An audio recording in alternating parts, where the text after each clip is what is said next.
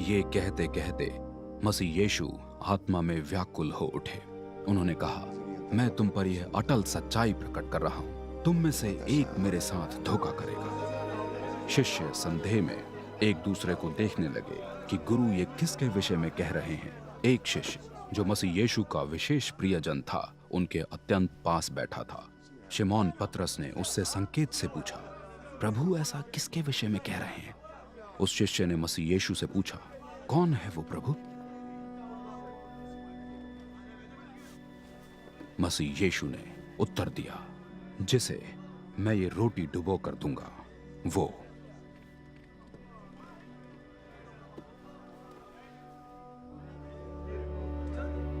तब उन्होंने रोटी शिमोन के पुत्र कार्योत्वासी यहूदा को दे दी। टुकड़ा लेते ही उसमें शैतान समा गया। मसीह यीशु ने उससे कहा, तुम्हें जो कुछ करना है शीघ्र करो। भोजन पर बैठे किसी भी शिष्य को यह मालूम न हो पाया कि उन्होंने ये उससे किस मतलब से कहा था। कुछ ने यह समझा कि मसीह यीशु उससे कह रहे हैं कि जो कुछ हमें पर्व के लिए चाहिए शीघ्र मोल लो या गरीबों को कुछ दे दो, क्योंकि यहूदा के पास धन की थैली रहती थी। इसलिए यहूदा तत्काल बाहर चला गया। वो रात का समय था। जब यहूदा बाहर चला गया तो मसीह यीशु ने कहा, अब मनुष्य का पुत्र महिमित हुआ है और उसमें परमेश्वर महिमित हुए हैं। यदि उसमें परमेश्वर महिमित हुए हैं तो परमेश्वर भी उसे स्वयं महिमित करेंगे और शीघ्र ही महिमित करेंगे।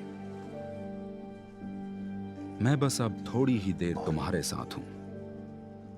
तुम मुझे ढूंढोगे और जैसा मैंने यहूदियों से कहा है वैसा मैं तुमसे भी कहता हूं। जहां मैं जा रहा हूं वहां तुम नहीं आ सकते। मैं तुम्हें एक नई आज्ञा दे रहा हूं, एक दूसरे से प्रेम करो। जैसा मैंने तुमसे प्रेम किया है वैसे ही तुम भी एक दूसरे से प्रेम करो।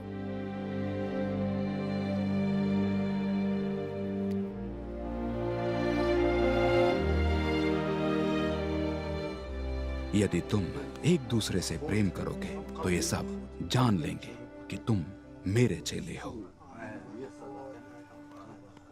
शिमोन पतरस ने पूछा, प्रभु आप कहां जा रहे हैं?